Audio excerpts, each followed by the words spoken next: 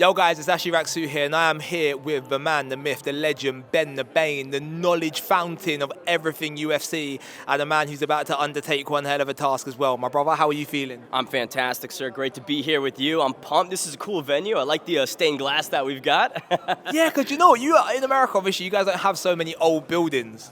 Now we're a relatively new country, I think, all things considered. You know, we don't have the luxury of the stained glass shit. You know. All right, so it's fight week. You are here. Scale of 1 to 10, how excited are you? Man, I would say that this is at least a 9.78. You know, I'm very pumped for this. This is a cool opportunity. Such a nice opponent. I mean, great lineage in combat sports that Gabe has through his father. And, you know, I get to go put on a show like I fucking do. And for the people who don't know, who are you fighting against and what is his lineage? This is Gabe Silva, the son of Anderson the Spider Silva, one of the greatest of all time in mixed martial arts. But again, Gabe's not his daddy, baby, and I'm about to go show one on Saturday. You might become his daddy.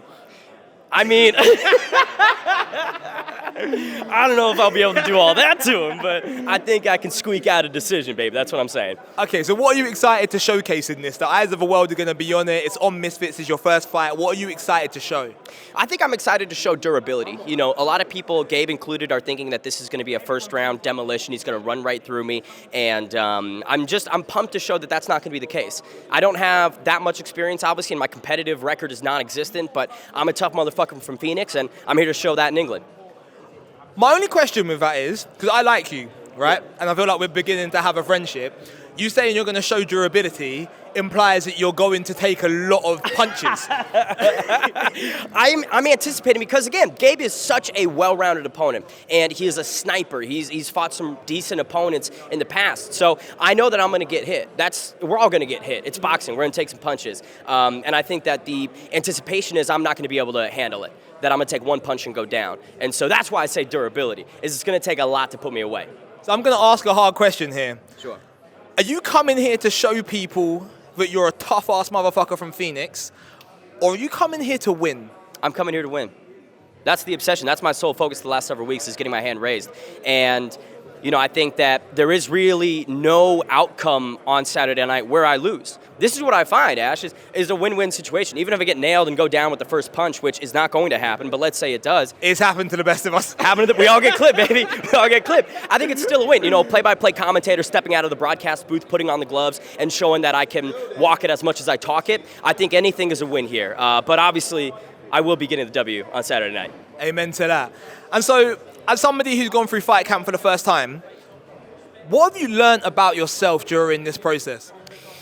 Man, you know what? It is interesting. First fight camp, my coach and I, Showtime Seth Wheeler, we've done a lot of mental work, I would say, just psychological preparation, because it is a difficult prospect, and you know, he is a very tough opponent, and I think that, not that I underestimated necessarily the mental fortitude that I would need, but there were a couple days, you know, ends of practices, some really hard rounds where I'm exhausted, and I'm like, fuck, dude, like, is this really, you know, what I want to be doing right now? And those are questions that I think a lot of people have, but nobody really likes to talk about that side of it, and I'm here to tell you, you know, I had to look in the mirror and go, yeah, I can do it. I'm here for a fucking reason, and I get to show that Saturday.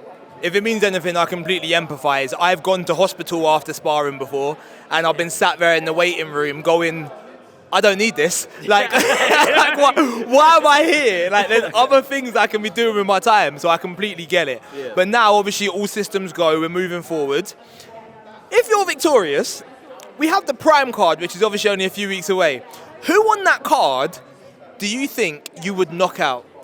Man, I don't know if I would say knockout because, you know, I love a lot of people that are fighting, but I believe that myself and the Crab Daddy himself, B. Dave, would have a really fun fight. That's within my weight class. I know that he's a scrapper just like myself, and I think after this one, I know he's in the tag team, but hopefully down the line, me and B. Dave can square off.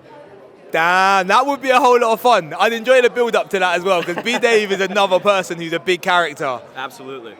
And is there anybody else on this card on Saturday that you're looking at that if anything was to go left and Silva couldn't fight and somebody else pulled out, who else would you fancy fighting on this card?